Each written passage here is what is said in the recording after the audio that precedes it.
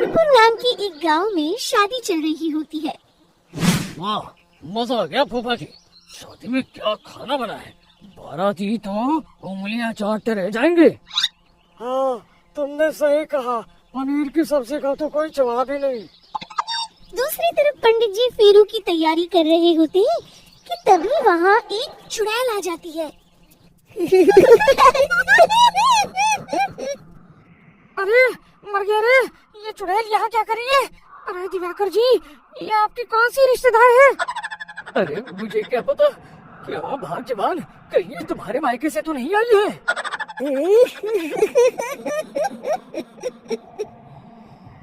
तुम लोगों की इस गांव में बारात लाने की हिम्मत कैसे हुई?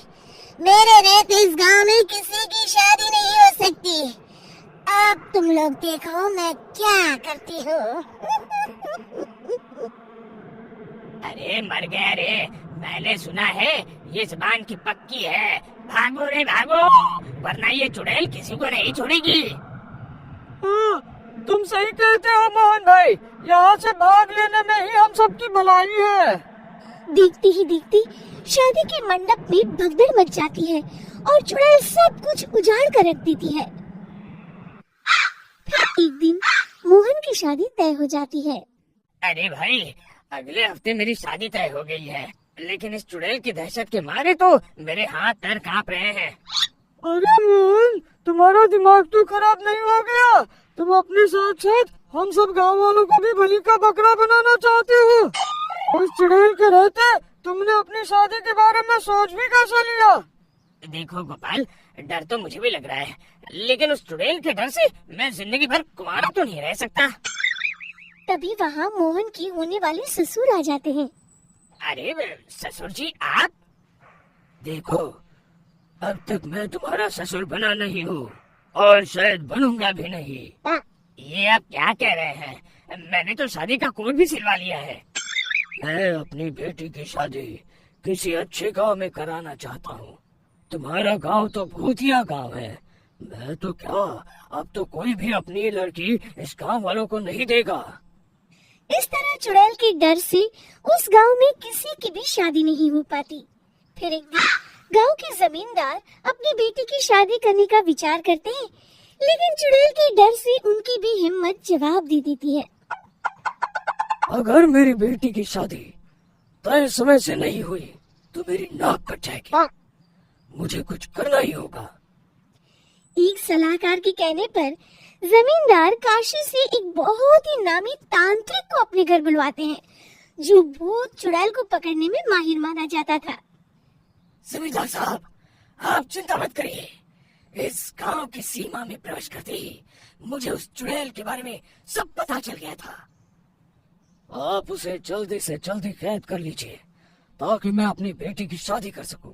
जब वो चुड़ैल एक इंसान थी, तब ठीक उसकी शादी करने वाले दिन ही उसकी और उसके होने वाले पति की एक दुर्घटना में मौत हो गई थी। उसका होने वाला पति आज भी भूत बनकर जंगल में भटकता है। इसलिए जब तक चुड़ैल की शादी नहीं हो जाएगी, वो किसी और की भी शादी नहीं होने देगी। ये क्या कह रहे हैं?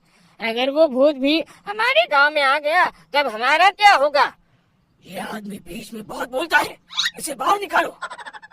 उसके बाद तांत्रिक बताते हैं कि अगर उस भूत के साथ चुड़ैल की शादी करा दी जाए, तो वो चुड़ैल हमेशा हमेशा के लिए उस गांव को छोड़कर चली जाएगी। जमींदार साहब, आप अपनी बेटी की शादी की तैयारी शुरू कर दीजिए।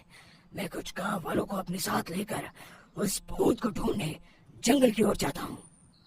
इस तरह जमींदार निश्चित होकर अपनी बेटी की शादी करवाने लगते हैं, लेकिन तभी वहाँ चुड़ैल आ जाती है। मैंने तुम गांव वालों को समझाया था ना कि इस गांव में कभी कोई शादी नहीं करेगा। लगता है तुम लोग मुझे हल्के में ले रहे हो। चुड़ैल जमींदार की बेटी को उठा लेती है।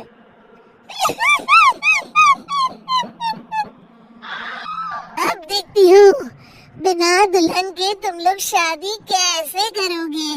मैं इसे अपने साथ ले जा रही हूँ। छोड़ मुझे, पिताजी, मुझे बचाइए।